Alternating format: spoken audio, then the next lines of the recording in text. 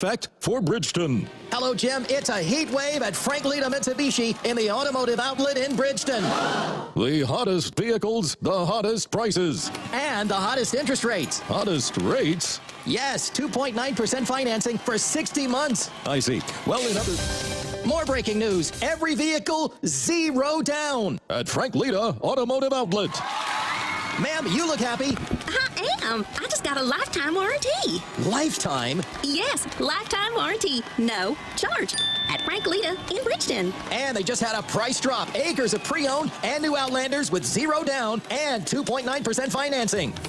Things are heating up. At Frank Lita Mitsubishi. In the automotive outlet in Bridgeton. YesLita.com. YesLita.com. 23 Outlander Sport, 28.7, zero down, $515 a month for 60 months at 2.9% APR. Plus tax title to qualified buyers.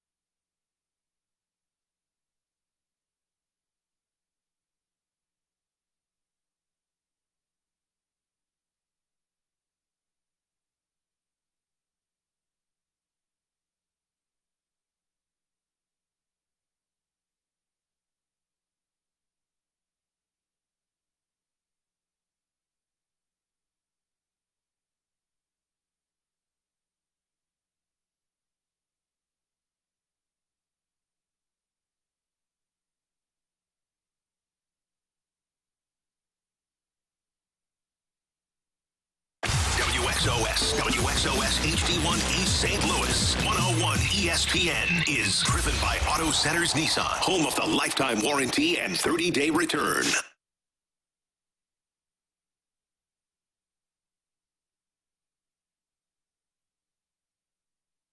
Yes. Welcome in. It's Balloon Party, driven by Montgomery, St. Louis Acura, Alton Toyota. We're on 101 ESPN, and we are on YouTube today. I want you to rank my outfit. It's like, do you love my Luke today? You're fit? Because for the first 3 days of us being on YouTube, I've tried to match my eyes with my outfit. Sure. And then I put it up on my Insta. Uh-huh. I'm like begging for likes. No doubt. But today, I got black. Yeah. So what I'd say about the black shirt is right now you're summer Tim, and you're fresh back from a coastal city, so you have a nice tan going on. Do I really get tan? Tanner than I, and so yeah, but that doesn't necessarily like my wife is of Italian American. Right, you won't get there. She puts oil on when she goes to the pew. Well, ugh, what's that? And I'm putting like a 30 block on, so I can't imagine I get tan. You're certainly tanner than you are in the winter. So it comes off the black shirt really nice, and then it also accentuates the beard really nicely. Is that right? Yeah, because it kind of all blends in together. Right, really? And then the gray hat is just perfect. Wow. Look at you. Yeah, I mean, I am a slave to fashion. I do. It is a thing I am always interested in. And so, yeah, full marks for you today, Tim. Thank you so much. First text I read, Balloon Party is garbage. That's from the 1007. No, it's sent at 1007 from the 314. And then the text that was sent in before, Randy has a week back. I'm reading from this gentleman's account. Sure. And then Randy, the ketchup is there for kids, mustard only. Oh, and my understanding is the topic of discussion on the opening drive was chastising Brooke for the fact that she enjoys ketchup on hot dogs. And that is where the text history from this particular gentleman, who's not a big fan of the program, is coming from. This ketchup on hot dog discussion. Jackson, let's say you get a hot dog. What do you put on it? Just so I can see where this is. If I have a full stack of accoutrements, or as we like to say, fixins. Fixins, soppins, and fixins. Yeah, if I have a full array of soppins and fixins, and this might start World War III here, but I'll go ketchup. And then sometimes, and I've done it before, and it's really good, I might throw just a dash of mayonnaise on there. Wow. What a moment. This might be worse than thinking that Petrangelo played for the Oilers. Well, if you remember, my original thought was the Knights, but I was thrown off the scent. But yeah, so like ketchup is always going to be on the dog. Usually some sliced up onions too. And then if they have mayonnaise available, I'm not afraid to use it. That's my credo. I'm straight mustard, homie. Yeah, I mean, I get it. I won't do yellow mustard because I feel like it overpowers any dish. Poupon because of Ledoux? Grey Poupon, maybe a spicy brown, deli mustard. No calories in mustard, by the way. So, if you're looking to that is true. Have a light dog, maybe you do opt for the mustard. But yellow mustard, I feel, overpowers because of the vinegar, overpowers almost any dish. So maybe like a muted Dijon. Muted Dijon. Yeah, like a subtle Dijon. Boy, I like that. That's so sophisticated. What a palate you must have, boy. The details are in the margins, Tim. Spicy brown. That's from the 314. It's nice. Air Comfort Service text line number is 314-399-9646. Save it in your phone. On TMA, which will celebrate its 19th birthday on July 26th, and I know a lot of you listen to it, we have the texters' names, most of them. I'd say, 80% of the names are saved. A lot of contacts, yeah. And so I can go to, and I can see if a certain person texted, I know, before I even read the text, that there's a good chance it's going to be quality, for lack of a better term. Now, it might be cutting. Sure. It might cause me to have more billable hours with my therapist that month. No doubt. But as far as the reward for the audience, there'll be upside there. Here, for the most part, minus a name like Marsh's Burner, we don't have the names, and I wonder if that can change on here. But I don't want to come in as, I feel like we're not really, we're kind of guests here for an hour. We kind of bridge the gap. Like Randy said, I don't want to do 4 hours.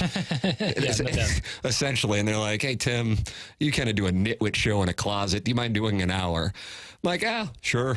Yeah. So I don't feel like I should come in here and change any policy. Right, and I hear you on that. And I know on TMA, the name of the texture is almost half the battle. It's like the opportunity for creativity. And I think people here are just, chiming in, giving their takes. And so it's a little bit different in that regard. But I do see value in giving texters names. It's really funny. Like, we have some great text names on TMA. And so... So you would be able to go in and give people the names they wanted should they want a name. Sure. Because we are using the same software on 101 ESPN as we do on TMA. Correct, yeah. But I don't know. I don't want to come in here. We're guests here. That's the thing. We're guests. Like, I kind of... It's like 101 ESPN is like Airbnb from 10 to 11. Yeah. And we leave reviews. We leave a review, they leave a review, and hopefully we can rent again. John Denton is going to be with us for the first time on our Airbnb. We think it might be 10:35, but he is flying into Chi-Town stand-up. Yep. And so whenever he lands, he will join us. I gather he is flying into Midway. I was there on Saturday night. As we had some flight issues coming out of Savannah, Georgia, and we're supposed to be on a nonstop back to St. Louis, but alas, it did not work out that way, and got a chance to see Midway, and wow. It's beautiful. That's got to be one of the worst. It's up there. It's probably up there. Yeah. Being honest, the one right off Highway 70 is up there. I assume you're talking about Kansas City or Denver, because if you start talking bad about my hometown, especially as a city resident, not you, we're probably going to have a problem in here today. Unfortunately, we might have a problem then, because that one's certainly up there.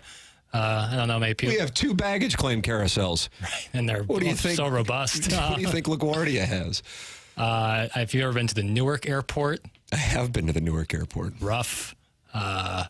There's certainly some bad ones out there, but Midway is right up there at the top. Stunning. That's a tough one. O'Hare's a lot nicer. So John Denton will join us from one of those Chicago airports. Stephen Matt's on the mound tonight. We'll have the Lil Piddles. It's another half and half. Yeah, so the thing about the half and half is there's so much opportunity. It's like a blank canvas. I put the half and half out there, but that doesn't necessarily mean it's going to fuel the conversation. There's so many different options when it comes to it. And right now, the sports business arena isn't as robust as it usually is. So I want to do a sports business newsletter, but I don't want to just force it. Good, I respect that. And with the Cardinals, we're coming down the deadline. They're in the midst of a winning streak. I feel like you need some relevant Cardinals questions in there too. So that's why I went with the half and half. And then tomorrow, of course, is a tradition unlike any other. It's the 6-shooter. Yeah, the 6-shooter. So the Cardinals win again yesterday. I'm sitting there. I'm outdoors, and I'm like, I'm finding myself emotionally invested. It's good. And then I'm going, but they're 10 games out. I mean, what am I doing? Everybody in the Central won yesterday. Yeah. No ground. So no ground gained, but the Cardinals beat a team with an above 500 record, 3 straight. They sweep the Marlins. Yep. Dakota Hudson started. Now, granted, it wasn't like it was the Dakota Hudson game, but he got you 3 innings, and you beat Sandy Alcantara, getting 4 on him in the first inning. Does this alter the mindset of you, the listener, on how you view the trade deadline? Benjamin Hockman this morning in the St. Louis Post-Dispatch discusses something that we've been touching on both here on Balloon Party and on TMA the last couple of days. And is it a case of, do you see if you can lock up Flaherty or Montgomery beyond this year? Now, he didn't take it along the lines of a contract so much as give them a qualifying offer. So then that way, if they reject it, you have a compensatory pick. Mm-hmm. I like the idea. I continue to like the idea of trying to lock up Montgomery at this moment. Right. Now, he's older than Flaherty by a couple of years, and he might, as a Boris client, but you don't have to be a Boris client to want to hit the jackpot, but this might be it. Right. 31 years old. Yeah. Where you go, this is my chance, and I want to test the market, especially with having the 7th best ERA in the National League, which is tied with Zach Gallen, as Benjamin notes in his column.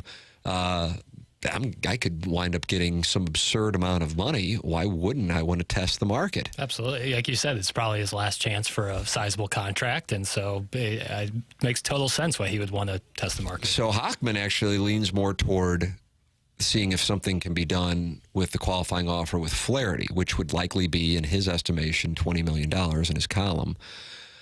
I would be surprised. Again, now we're operating on the premise for the purpose of this trade deadline discussion with the Cardinals and Flaherty and Montgomery. If Flaherty is still in the same realm in which he has pitched over his last 7 starts at the end of the year. In other words, that there aren't some blow-up starts between now and the end of the year. So that's what we got to enter in for the purpose of the discussion.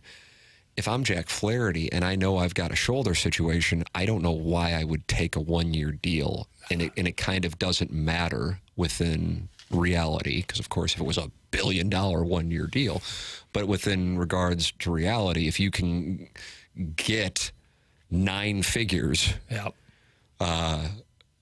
Why sign a 1-year deal? That would be my thought process. Mm-hmm. In other words, I don't know if my stock could ever be higher than it is right now. I'm going to take myself to the market and get a long-term deal now and not sign a qualifying offer. That would be my thought process on it. Point being, in both cases, as much as I'd like to see them lock in Montgomery in particular, actually, but this is me talking in what I think they could possibly get it done. And maybe Montgomery's going, I'm going to get a 5-year deal and I'll $125, $150 million. So, right. Don't worry about it. Because, leading to current day discussion, if Montgomery and Flaherty are gone, and possibly Hicks, but let's focus on the starting rotation. If they're both gone, nothing really matters with the Cardinals putting together a winning streak. Yeah, right. You see what I'm saying? I don't think Michaelis, Matz, Wainwright, Dak Hudson, Libertor, whatever minor league arm who's a AAA, they may get back. A lot of talk about the Cardinals and Yankees potentially being trade partners, are going to get the Cardinals from here to, I don't know, a 40-20 record. Right. That's going to get them potentially, that's not even sure, that's 10 games above 500. Yeah. To win the National League Central, because there are 8 teams ahead of them, if I'm not mistaken, in the wild card. Nolan Arenado himself said that it's not likely they're winning the wild card. They got to win the division. So you see what I'm saying? So then if that is the case, I shall continue to build upon this hypothetical for my premise. Then if that is the case, then at that moment, anybody who you don't see as a member of your long-term future, and I say long-term and I go beyond 2024, should be in play. Mm-hmm. And then that gets me to Paul Goldschmidt. Now, the discussion can stop and start with Paul Goldschmidt being willing to go, because that's where it is. If Goldschmidt says, I'm not going anywhere, it doesn't matter. Right. But if he is willing, then I think it's something you have to entertain. Oh, absolutely. You at least have to hear offers. Right. I'm not saying you just got to do it. Right. But it's something that you have to entertain. Yeah. Because if Flaherty and Montgomery go, 2023 is off the table. No doubt. Yeah. I will look at my investment on my wagers as being dead money in the pot. And then at that point, I think you have to consider Goldschmidt. Now, everything John Mozeliak has said has been about 2024. But, God, for what you could get from him, and he's raking, and he's a free agent after next year, and he's at the age he's at, and you have to do what you have to do in order to get back into contention. And I'm talking about having to bring in 3 pitchers. Because, again, when the Cardinals say we need 3 pitchers, they're counting Steven Matz as one of the 2 they have. Yes, they are. It just seems like you got like a 50-foot putt, is my point. Right. But at the same time, they're 10 back. You can't go, well, they got a chance. Of course they have a chance, but you can't base your business decisions over the next 11 days on that which is essentially about a 6 or 7% chance. Now, for the record, since I keep updating this, the Cardinals are now plus 1,100 to win the National League Central. 4 days ago, it was plus 2,500. It's moved precipitously, even though they haven't really gained all that much ground. Right. They've just been winning ball games. Your thoughts on that question, please text it in. We'll read those on the other side of the break. John Denton coming up, we think, at 10:35. 10:30, It is confirmed. 10:30. It is confirmed. Yes. So that is coming up as well. Looking forward to getting his perspective on this. I haven't had a chance to talk with him here in a couple of weeks, so I'm anxious to see what he thinks about it. That is coming up as well. The program is called Balloon Party. It airs on YouTube and on 101 ESPN. And it's driven by Mungan, St. Louis Acura, Alton Toyota. Weekday morning starting at 7. It's the opening drive with Randy Carricker, Brooke Grimsley, and Super Bowl champion Kerry Davis. Getting you in the know first on everything St. Louis sports. From the Blues, Cards, and more. Kickstart your morning with the opening drive. Weekday mornings from 7 to 10 on 101 ESPN. Brought to you by Sumner One.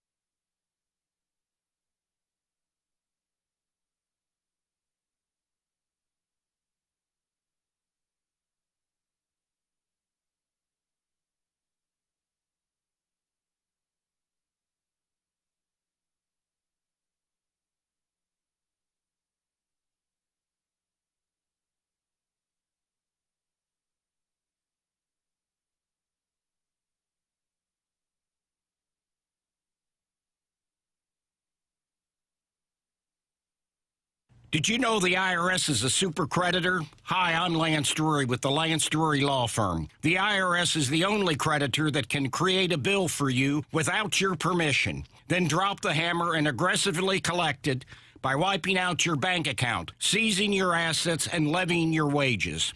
No other creditor can do that, and this can all happen without a court approval.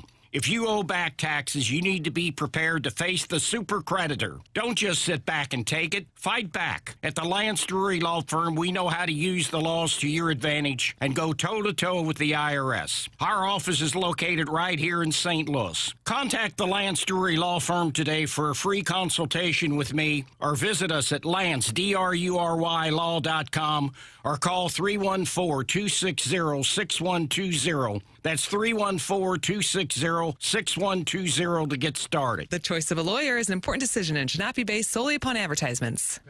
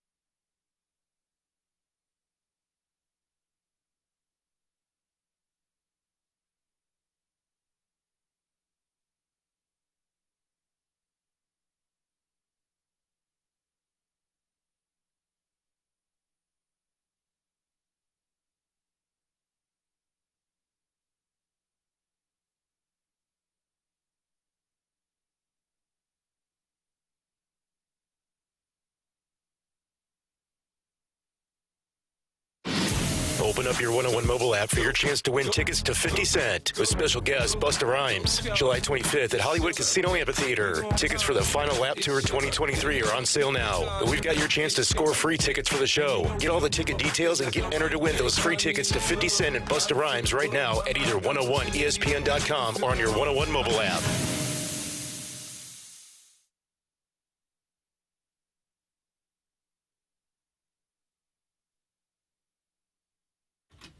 Welcome back. This is Balloon Party, driven by Munganess, St. Louis Acura, and Alton Toyota. Tim McKernan, Action Jackson with you. John Denton of MLB.com will be with us coming up in about 15 minutes. The question that I posed to the audience was what, Jackson? This is a comprehension test. Oh, boy. Mother. God bless. We talked about a lot of stuff. I can't. You have a water ball to throw? I'm kind of parched, so I don't want to throw it. That's a good call. There's something. Is it the Goldschmidt? Possibly trading Goldschmidt. We talked about a lot of things.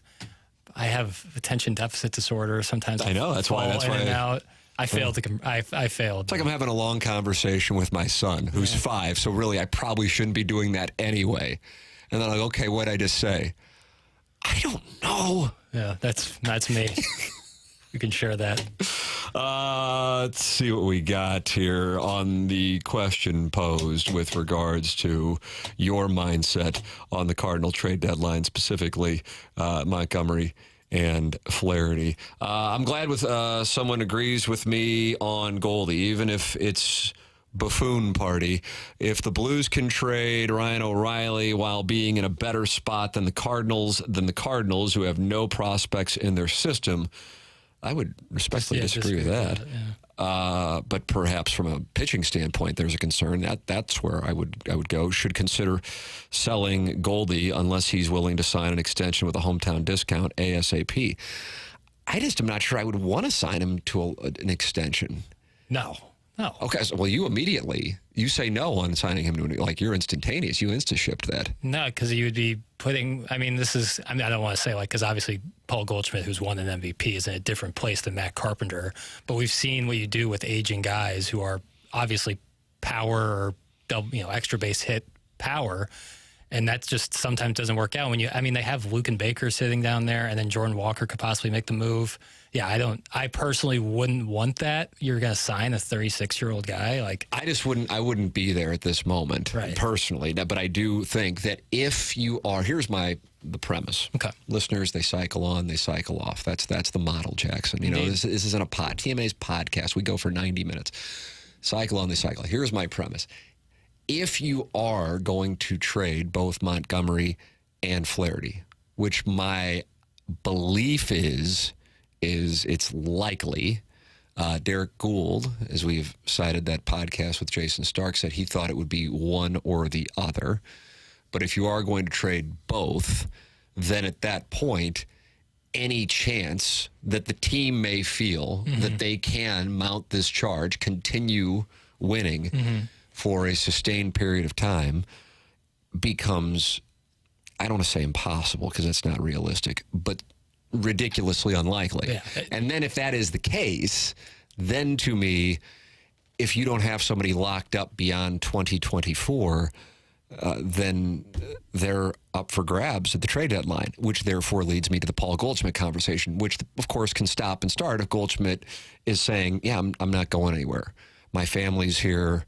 I'm here and happy, and I don't want to go anywhere at this point in my life, and I would be interested in saying, listen, just because we might not think it's a good idea for the Cardinals to sign an extension, they have done it before with players, and I wouldn't rule them out doing it, for the record. I just, at this point, wouldn't. It depends on the length of the extension. Sure. Would guess they would look at 2 years. I would guess. Anything more than that. But he might, who knows, man? As Matt Holliday said on the Fast Lane, you don't know what he wants to do. Yeah, right. I mean, he might be going, well, we know he's good financially, but he might be like, yeah, I'm just, my kids are young and I'm good. I don't want to do it anymore. I don't want to beat up my body anymore. I don't want to be away from home. I don't know. You don't know what the person mindset is. But my premise is I just don't think dismissing trading Goldschmidt out of hand is the right approach. That's my overall. If you are trading Montgomery and Flaherty, right? Because at that point, it just becomes virtually impossible to do that, which may be virtually impossible anyway, which is win the National League Central or somehow win a wild card. 9.5 back wild card, but 8 teams are ahead of them. Now there's 3 wild card spots, and then 10 back on the National League Central. Yeah, I mean, if you get rid of Flaherty or Montgomery, like what if you're jettisoning pitchers, then it would also make sense to possibly field offers for Goldy if you're getting really good return on them. If you're going to get good return on them, it's going to be unlikely that 2023 is a possibility, but 2024 still very much could be, even without Paul Goldschmidt. So I think you have to entertain offers, even regardless of what you do with the pitching staff. If you trade Jordan Montgomery and Jack Flaherty, you're not going to get anything back that's going to help you or be on the opening day roster for next season. You want Keith pitching back in a trade. I apologize. That's just what the autocorrect most likely sent. In a trade, you're going to have to give up something significant. I would go to Paul Goldschmidt and ask him where he is with remaining a Cardinal after his contract is over, and then consider trading him this offseason based on that answer, because Nolan Gorman can replace his power. I have to just respectfully disagree with that. I don't think Nolan Gorman has the sample size to be somebody I would hitch my wagon to. And to me, if you're going to, I see what you're saying, but if you're going to part ways with Paul Goldschmidt, it's kind of like the Soto situation. Mathematically, from a contract standpoint, it is. Right, yeah. Soto had a half year and then the full year under contract with the Nationals when they dealt him to San Diego last year. And that year of control had value in, a P&L if you're the Padres as you're building out the deal to do with the Nationals. Same thing with Goldschmidt. And by the way, it can be attractive to a team that a player is under control, but only for a year. And the one that I'll continue to throw out, even though there has been no one say there's anything to it, is I think one of the best moves the Cardinals could make is to trade Wilson Contreras. I feel I think it could be one of the most significant moves they could make as far as offloading somebody in the organization's history. And I know that sounds like me and Dan Orlovsky got together before the show and said, let's one-up each other today with hyperbole. But so help me, I feel that strongly about it. Yeah. And that's not because I'm like, I don't like the guy. It seems like he's a hell of a competitor and the kind of guy you would want on your team. But you signed him to be a catcher. And at the moment, he is a DH in his 30s. And you are committed to him for a long time, considering what he's going to be doing. And like I keep going back to the Cardinals offloading Alan Craig in 2013. I thought that was a great move because they knew they had a declining asset. And I'm not saying they're going to do that because nobody has said anything about it. Nobody's even talking about it, I think, outside of me. And everybody's going, it's not going to happen. I get it. It's not likely. It's not like a team's like, oh, you have somebody you don't want. Let us give you something for it. Right. I realize the Cardinals would have to make it really attractive to do it. But that would be the move if you're looking beyond 2023. Yeah. And the fact that he's been raking in July, I mean, from a timing standpoint for the trade deadline, the fact that the Cardinals are winning is, of course, one conundrum. But in order to win, you have to have guys performing, which means from an asset value standpoint, a lot of these stocks are peaking at the right time because it's going to force opposing teams to buy at a higher level than they would have had to a month ago. Let's see what John Denton has to say. He's going to join us on the other side of the break. You are listening to Balloon Party, driven by Mungan, St. Louis Acura, and Alton Toyota on 101 ESPN. Coverage of 101 ESPN is presented by Onder Law Injury Lawyers. GetJim.com.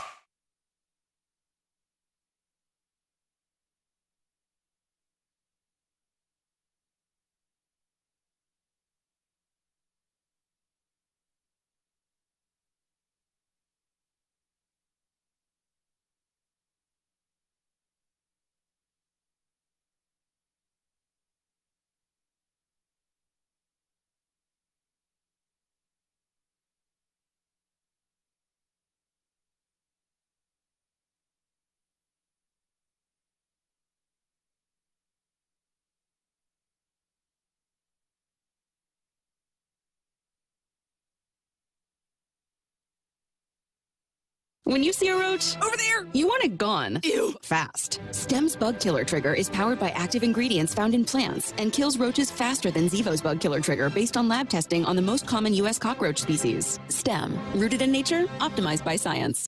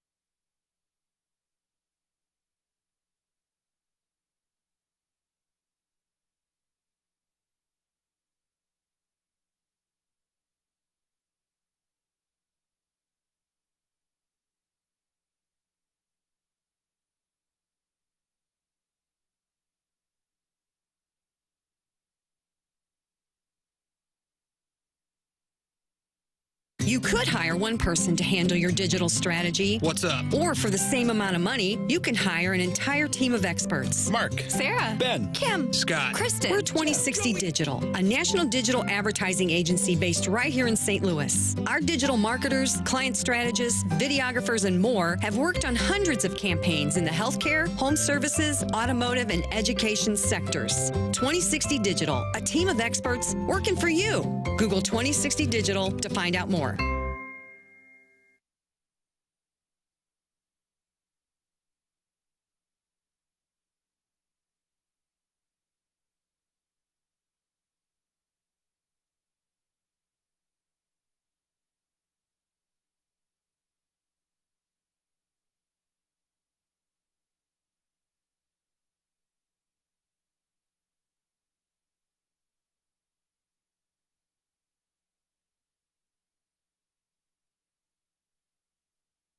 Nearly 3,000 teen drivers die in car crashes each year. Tire Rack Street Survival is designed to save lives. The one-day hands-on driving school gives teens experience in car control through exercises that include emergency braking and skid recovery. Find a class near you at TireRack.com/survive.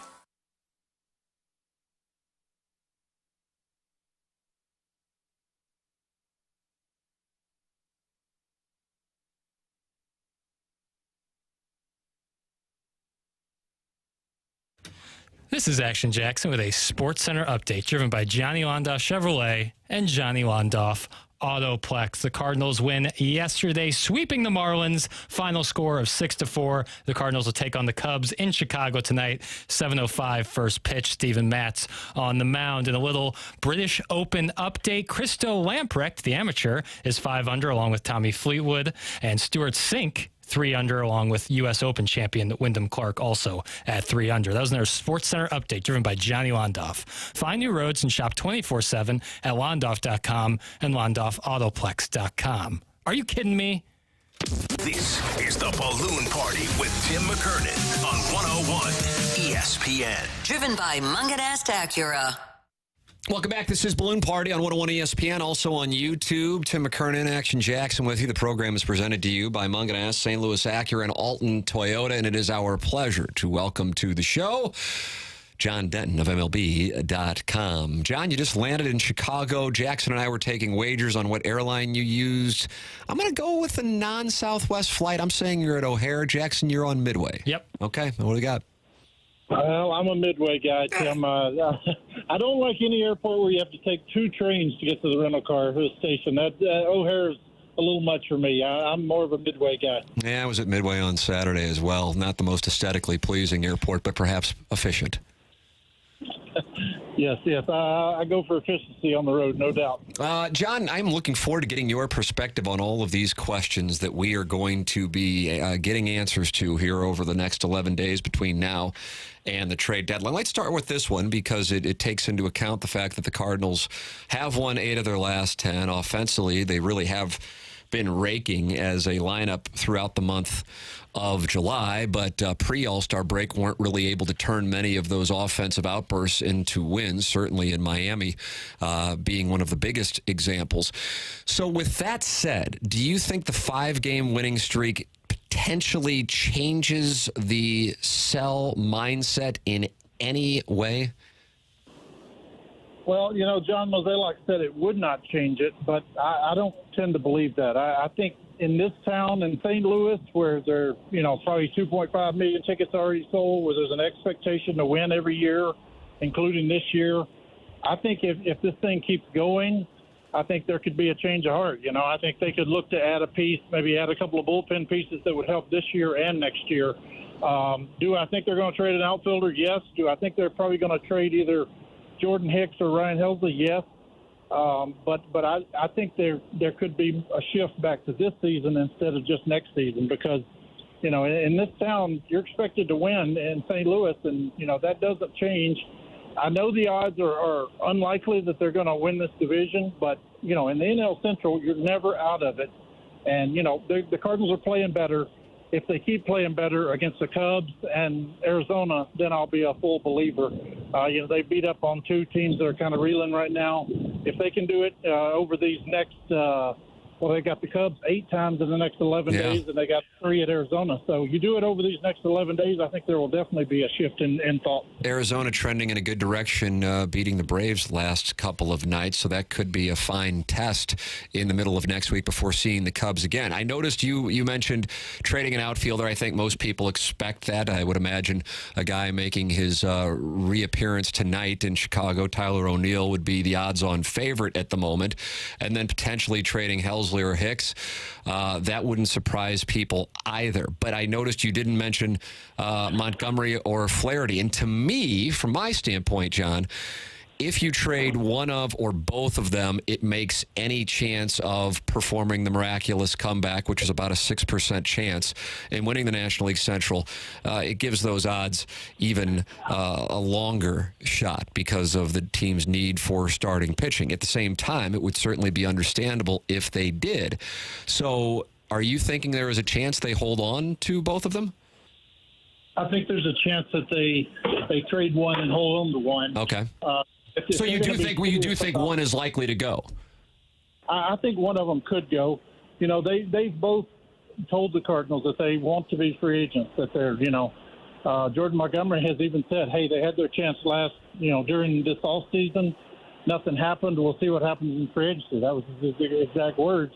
Scott Boras is his agent. He likes his clients to go into free agency and maximize their dollars. I think they know that. It's going to take a lot of money to sign Jordan Montgomery. I think they've got a little better shot with Jack Flaherty because they have more history with him. I think one of the two will probably be gone, and I think that'll be good news for the other one as far as, staying in St. Louis and getting the money that he wants in free agency. So, ballpark, what do you think at this moment? And I realize they're both trending, so they'd be not necessarily at peak market value, but certainly in a right direction as opposed to, say, a couple of months ago for Jack Flaherty and this time last year for Jordan Montgomery when he was traded from the Yankees. What do you think Montgomery would get at 31 years old and currently tied for 7th in the National League with his ERA in the low 3s? Well, Tim, Miles Michaelis signed for 2 years and $40 million this offseason. So I'm thinking, Montgomery's going to get at least 4 years. You're not going to get him for 2 years. He's going to be at least $25 million a year, I would guess. Based on, if Miles Michaelis is getting $20 million, I would say Montgomery's probably going to get $25 million. He is a 6'6" left-hander who is, trending the right way. I think he's got the 8th or 9th best ERA in the National League. He's been consistent. He went through that rough patch, but most of that was when they weren't scoring runs. So he's been their best pitcher from start to finish this season. And, 6'6" lefties don't grow on trees, and he's going to be in high demand. And I think he's going to be in high demand over the next 2 weeks. I think the Cardinals are going to get a lot of good offers from him that, from teams that are trying to get over the hump and finish the season strong and make a push in the playoffs. What do you think Flaherty, if he was to go on the market right now, what he would be looking at? I would wonder if he's, maybe a tick less. Jack has more high-end stuff, a higher ceiling. But Jack also has an injury history that you know, that's reality. That's going to count against you. Having missed games is going to count against you. I think Jack, you know, this is his first time as a free agent and you know, maybe his last time. So he's going to walk 4 or 5 years. If he stays in St. Louis, I think he's going to push for, you know, a 5-year deal. You know, this franchise has been hesitant to give pitchers long-term deals, and rightly so. You know, we've seen what happened to Verlander and Scherzer and you know, those big high-dollar guys this year. Giving pitchers long-term deals is never a good idea. You know, I think if the Cardinals could get Jack Flaherty back on a 4-year deal, I think they would be tickled with that. Do you think that there is any possibility whatsoever, and your quote from Jordan Montgomery certainly indicates that it's highly unlikely, at least specific to him, that the Cardinals would attempt to lock one of them in between now and the deadline so that they would know that they're tending to their need of at least 3 starters for 2024, that they could lock one in and not be risking missing the boat on acquiring assets for them at the trade deadline? Do you think that's in play? Yeah, you know, Tim, I asked John Mozeliak that. Do you need to know where those guys are, you know, before the trade deadline? And he said they have a pretty good idea. And, you know, it means a lot to a player to be a free agent. This is Jack Flaherty's first time to be a free agent. This is Jordan Montgomery's first time to be a free agent. They want to maximize their dollars. They want to pick their spot. You know, so for so many years, they're tied in, they're locked in, they're told where they're going to play. This is their one chance to kind of, you know, pick the spot where they want to go, maximize their dollars. You know, I don't think there's going to be a hometown discount for Jack Flaherty. You know, the Cardinals have pushed with Jack. They've tried to talk to Jack's people about, you know, doing something now. That doesn't seem to be an option right now. You know, the Flaherty camp does not seem to be interested in that. They know that, you know, the way to maximize their dollars, the way to maximize the length of the deal is to go into free agency. So, you know, that's got to give the Cardinals pause. That's got to make them wonder if, you know, maybe you trade one of these guys because, you know, you get a draft pick, that guy's probably 3 years away. But if you trade him now, you can get help that can help right now. So that's why I say that I'm not sure they can go into free agency with both of those guys being free agents. Maybe you pick the one that you think is most likely to return and trade the other one. John Denton, MLB.com, with us here. I was watching the press conference with John Mozeliak a few days ago, and when asked about conversations with Nolan Arenado and Paul Goldschmidt, he said he wanted to keep those conversations private. With regards to 2024, that seems to be Mozeliak's focal point, is bringing the team back to a point where they're contending in 2024. So a full-on rebuild isn't in play, but Goldschmidt is up after next year. Do you have any indication whatsoever if A, the Cardinals would consider trading him, and B, and perhaps even more importantly, because Goldschmidt can nix it right away, if Goldschmidt would be accepting of a trade if it sent him to a team that was in a spot that looked like they would have a real shot at winning a world championship this year? You know, I think Paul has no desire to leave. He's here with Nolan Arenado kind of as a package deal. You know, if one of them goes, they both go. You know, John Mozeliak has said they're going to listen to everybody. When you're open to listening, that means everybody on the table. That doesn't mean you're going to pull the trigger. Mm-hmm. You know, I just find it highly unlikely. You know, John Mozeliak does not want on his record that he traded Paul Goldschmidt. You know, I mean, the two best acquisitions he's ever made in his career were Nolan Arenado and Paul Goldschmidt. You don't want to be the guy who got rid of him, especially when he wants to be here. He's still in his prime.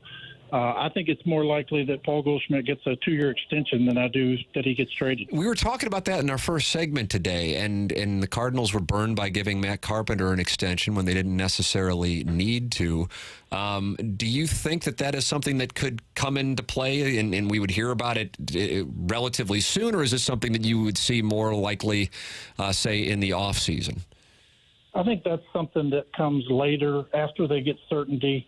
You know, they don't know yet how much they're going to spend on pitching. They don't know if, if you go into free agency with Jack Flaherty and Jordan Montgomery, you're looking at $350 million you're going to have to spend on pitching, and that's just 2 of them. You still need another starter for next season. So I think after all the pitching gets settled, how many prospects you're going to have to give up, how many dollars you're going to have to give up, after all that, then I think they could go to Goldschmidt and entertain possibly an extension, because he's the kind of guy you want around your young guys. Like, if you traded Paul Goldschmidt, you would be trying to get another Paul Goldschmidt tomorrow. So I just don't see John Mozeliak ever pulling the trigger on getting rid of that guy. One thing that I have been, and it's only been me, so feel free to shut it down immediately. Do you think there's any chance that they would attempt to, and I realize they'd have to eat salary or give away plenty in order to get a team to acquire him, but would trade Wilson Contreras?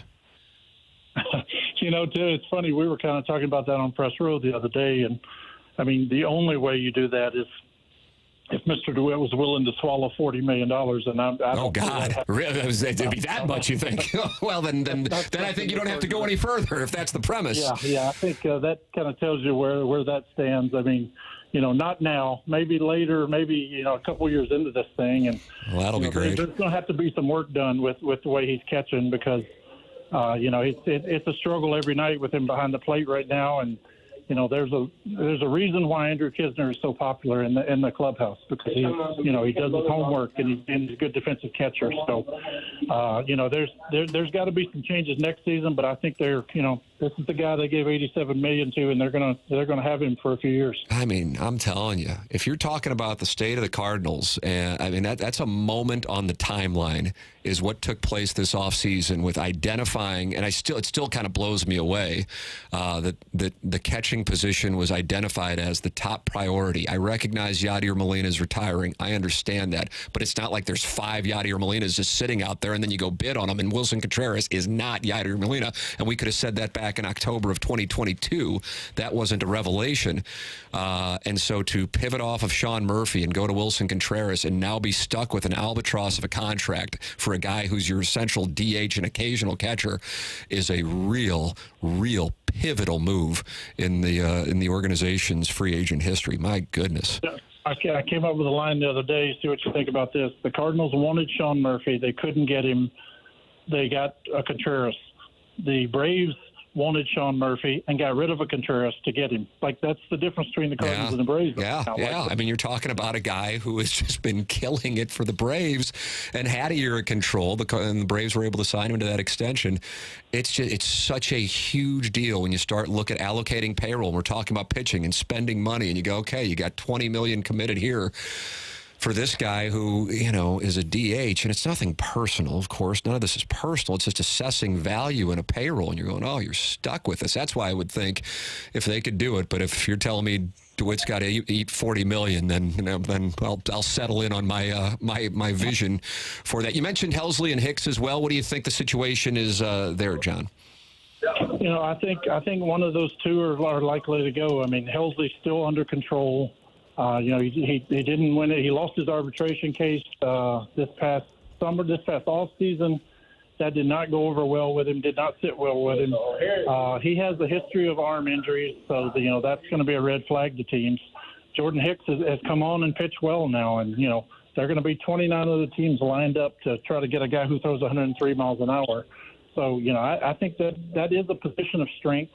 If you look back at some of the trades John Mozeliak has made in the past, they're not those big, move the needle, earth-shaking trades. They're about clearing up redundancies. They're about dealing from positions of strength. That's why you look to deal an outfielder, because you have too many outfielders. You look to deal maybe even Tommy Edman or Brendan Donovan because they kind of repeat one another. You got 3 catchers. Maybe you can move one of those. You have 2 closers, so maybe you move one of those. I would look for those areas for the Cardinals to trade from instead of trying to, blow the market out of the water. Look for them to trade redundancies. Try to clean up redundancies on the roster and see what you can turn that into. If you could turn Jordan Hicks into a 2 setup man, you might be better off that way if you're getting Helsley back. A final question for you, John. John Denton with us. He's covering the Cardinals and Cubs tonight in the 4-game series in Chicago, MLB.com. John Mozeliak said something that I thought was pretty eye-opening, especially considering how he said the payroll would go up and that one didn't necessarily live in a beautiful place this offseason when it didn't really. And that is they know they're going to have to go out and go into the free agent market and acquire a pitcher. And my curiosity curiosity is, considering some of the names who are out there this offseason, if they are thinking they're going to go and try to catch one of the big fish. Any indication on that? I mean, I realize you're months away and they're still trying to figure out what they're going to do with the trade deadline, but, there's some big names out there. Aaron Nola, Julio Urias, Blake Snell. Do you think the Cardinals would be able to and be willing to go that direction?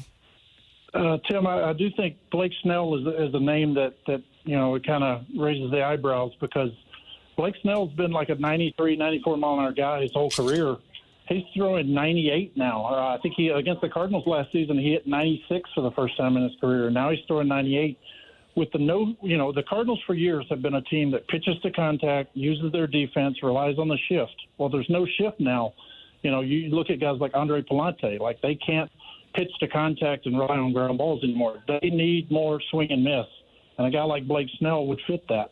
But the problem is you need three pitchers. You can't go give $35 million to one guy when you need three pitchers. Mm-hmm. They do have Adam Wainwright, $17 million coming off the books. Jack Flaherty, $7 million coming off the books. Jordan Montgomery's $10 million coming off the books. But the problem is you can't go throw $40 million at one guy. You've got to have three starting pitchers for next season. So, you may have to shop in the bargain bin barrel, for a couple of those guys if you go and spend all your money on one guy. There it is, John Denton with his perspective on the state of things with the Cardinals as the trade deadline approaches, and the team, meanwhile, tries to win its sixth straight and climb back into the National League Central race. First things first, the climb to 500. We'll see if they can get there. John Denton will be covering it for MLB.com. John, always enjoy our conversations. Thanks so much for the time, sir. All right, Tim. Take care. Thanks. Take it easy. That's John Denton with us here. Your reaction to what he had to say next here on Balloon Party, driven by Montgomery St. Louis Acura on 101 ESPN and on YouTube.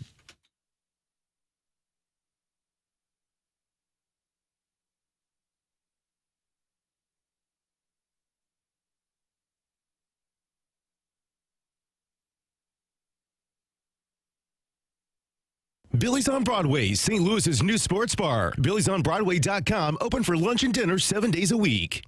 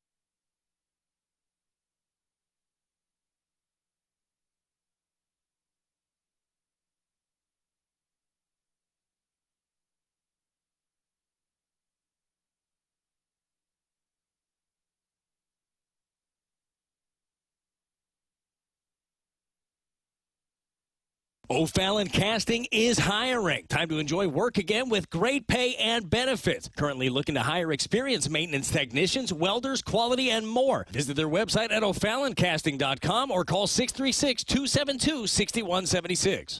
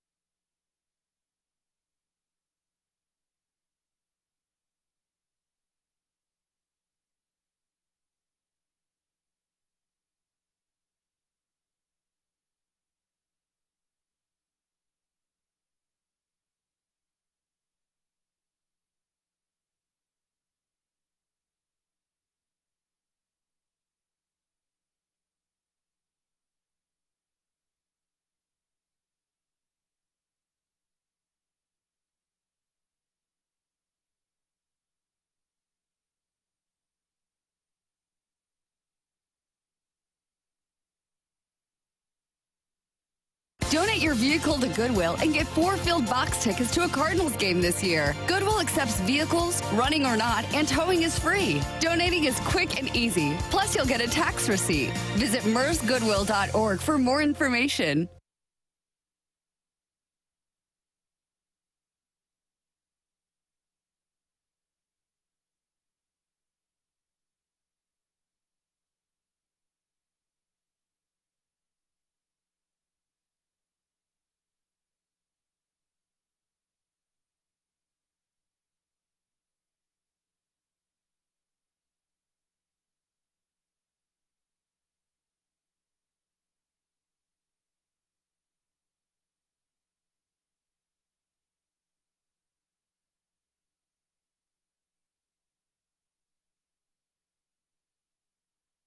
This is the Balloon Party with Tim McKernan, live from the Car Shield studio on 101 ESPN.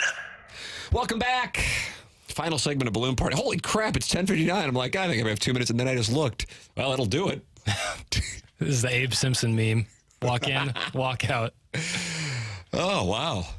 Well, there it is. I was like, let me read some text. Great conversation with John Denton. If you missed it, podcast, Dobbs Tire and Auto Center's podcast. It was worth going along with him, though. We covered quite a bit of the Cardinals situation. BK and Ferrario are up next. For Action Jackson, I'm Tim McKernan. This has been Balloon Party, driven by Munganess, St. Louis Acura, and all Toyota, 101 ESPN.